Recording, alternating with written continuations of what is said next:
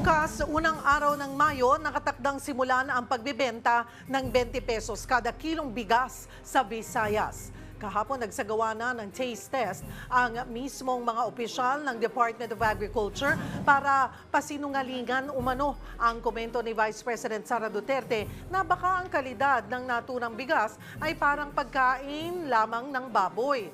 Pagkatapos ng rollout sa Visayas, isusunod daw agad ang Metro Manila at iba pang mga probinsya sa Biyernes, May 2. Pero kailangan pang hiwalay na ipaalam sa COMELEC ang pagbebenta nito sa kadiwa at local government units dahil mayroong election spending ban. Kaugnay niyan, magkakausap natin si ASEC Joycel Panlilio ng Department of Agriculture. Magandang tanghali po sa inyo, ASEC. Magandang tanghali, Cheryl, at sa lahat ng tagapakinig. Salamat po sa oras. ASEC, tuloy na ba yung pagbebenta ho ng 20 pesos na bigas simula bukas? Yes, tuloy na po ang pagbebenta natin sa Cebu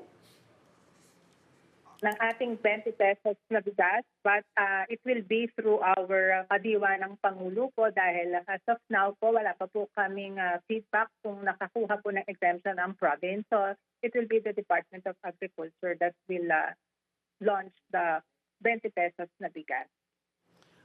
So hindi pa po ito mabebenta ng LGU dahil wala pang clearance or exemption mula po sa COMELEC? Inaasahan po namin na within the day po ay magkakaroon po kami ng update kung magkakaroon po ng exemption ng probinsya. Pero ang Department of Agriculture po ay meron pong exemption mula po sa COMELEC. Kaya kadiwa po ng Pangulo ang maglo-launch po nito. So, okay. So you're saying Cebu pa lang bukas, hindi po buong Visayas? Bukas po ay iyon at susunod po namin yung mga ibang probinsya once nakakuha na po sila ng COMELEC exemption. At ma-comply pa po nila yung mga ibang kailangan na dokumento. Pero sabi nyo nga po ay may exemption po ang Department of Agriculture. Tama po. Ang kadiwa ng Pangulo, gano'ng karami ho ba na ang kadiwa ng Pangulo? Sa buong Pilipinas po ay meron po kami ngayon na 117 sites. But for the Cebu launch po ay sisimulan po namin bukas muna isang outlet po doon sa Cebu and then sa mga susunod na araw po ay magdadagdag lang po kami. Okay, kasi po ang mga ine-expect po ng taong bayan, lalo na yung mga kababayan natin sa Visayas, dahil sinabing magiging available muna ito sa Visayas, madali po nilang maa-access o makakahanap sila ng 20 pesos na kilo ng bigas na nakakalat po sa Visayas. Yung pala, Cebu pa lang bukas. Opo, at lilinawin ko lang din po na since kadiwa ng Pangulo po ang magbibenta ay sinisimulan lang po muna namin ito sa vulnerable sector po like the senior citizen, persons with disabilities, yung ating pong mga 4-piece beneficiaries. Okay, buti po, kilaro nyo yan. So, 4-piece, seniors, and PWDs lang po ang pwedeng bumili sa kadiwa ng Pangulo dyan po sa Cebu starting tomorrow. Opo. Pero kung maglabas na po ng exemption ang COMELEC, ay maaari na pong bumili kung kanino po siya i-open ng local government unit. Kung i-open po nila for everybody, lahat po ay pwede pong makabili. May limitasyon po ba sa dami ng pwedeng bilhin? For the kadiwa ng Pangulo po ay 30 kilos po per week. For the local government unit, ang tinitingnan po ay magsimula po sila sa 10 pesos per kilo per week. 10 kilos per week. 10 kilos per week. Okay. Kung ine-expect po natin na in case po na biglang magbigay o mag-release ng exemption ang COMELEC today, ay naka-preposition naman na po yung inyong mga 20 pesos na bigas na ibebenta sa Cebu. Yes po, sinimulan na po namin yon at tuloy-tuloy po namin itong gagawin para po maging stable po yung supply at sufficiente po ito sa Visayas region. Sa press con kahapon po ng DA, pinatunayan na pangtao ho yung kalidad ng 20 pesos na bigas para sa mga curious sa anong klase ng commercial rice maihahalin tulad po ang 20 pesos na bigas. ASEC. Pareho po ito yung sa nakikita po natin ngayon na binibenta na 33 pesos at saka yung 29 pesos po. Ito po ay mga well-milled rice na 25% broken po yung kanilang mga butil. Sino ho ba yung source ng 20 pesos na bigas na ibinebenta? Paano ho ito napababa ng ganitong halaga at paano ito masosustain, ASEC? Ito pong mga bigas na ito po ay galing po sa ating mga lokal na magsasaka na ibinenta po nila sa National Food Authority. So lahat po ito locally sourced at napababa po kasi ito sa 20 pesos dahil meron pong subsidiya ang gobyerno dito na ito po yung 33, so ngayon 20 pesos. So meron pong subsidy na 13 pesos. Kung sa LGU po ito maibebenta at kung sila po ang magbebenta, meron pong parte o share po ang LGU na 650 at 650 naman po from the national government. Kung yung tanong po ninyo, paano po ba ito masusustain? Ang ginagawa po namin ngayon ay patuloy naman po kasi kaming nagbibigay din po ng mga tulong at intervention sa ating mga lokal na magsasaka para po pataas po ang kanilang yield per hectare, ma-increase productivity po ito. At kung mangyayari po ito ay mayroon po itong corresponding na pagbaba ng cost of production. Para it's one of the strategies po para po ma-attain po natin yung presyong 20 pesos na hindi po siya subsidized ng government.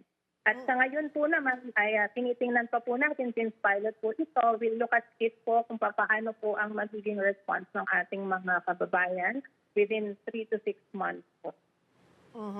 So, kailan po natin inaasahan na magiging sustainable nga yung 20 pesos na presyo po ng bigas?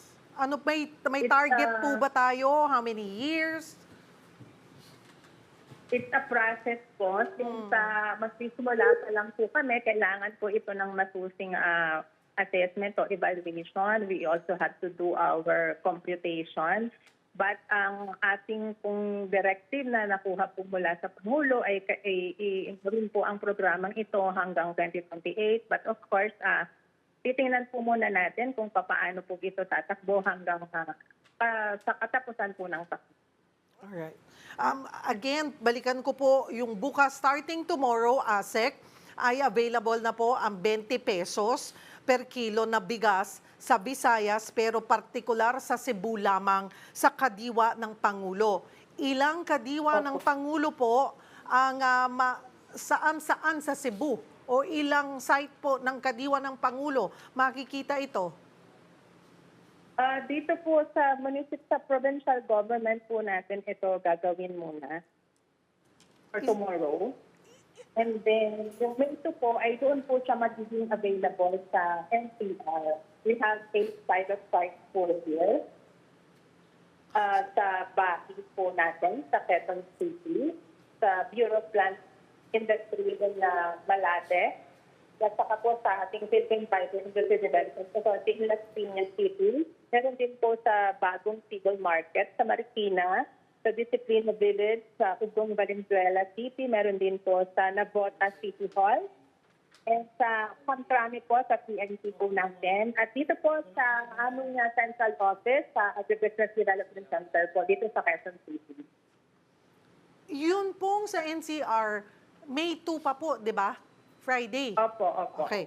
Opo. Pero yung bukas po, ang sinasabi po natin, para for the entire Cebu, yung sa provincial government lamang po, provincial hall. Para bukas po. Opo, para bukas po. Dahil meron pa po tayong inaabangan na exemption for the other provinces as well as yung pagpirma po din po ng ating mga memorandum of agreement at yung iba pa pong kailangan like yung sangguni ang panglalawigan na kanilang resolution. Those are just a few of the requirements na inaabangan po natin.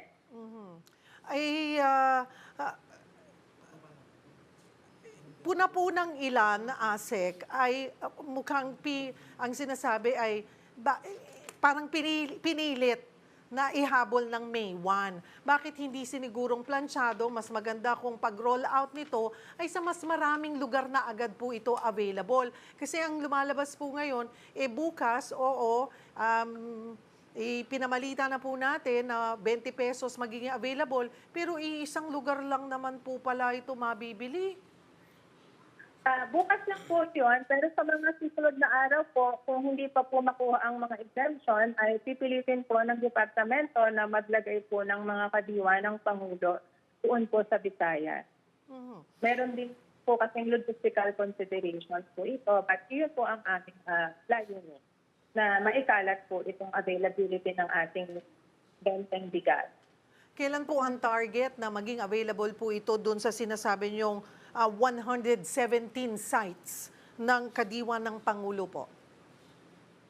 Yung nabanggit ko po kanina, mauuna po muna ito doon sa NCR. walong areas in NCR. Apo. And then yung mga dati po nating partner doon sa 33 pesos na mga local government units po, kagaya po ng San Juan, support sa kanila, yung Nueva Ecija, sa Isabela, sa Mati, sa Davao Oriental po ito, sa Laguna, provided po na mag-request po sila sa amin. For the other kadiwa po sa country, dahan-dahan po, sunod-sunod po natin itong gagawin sa mga susunod na linggo po.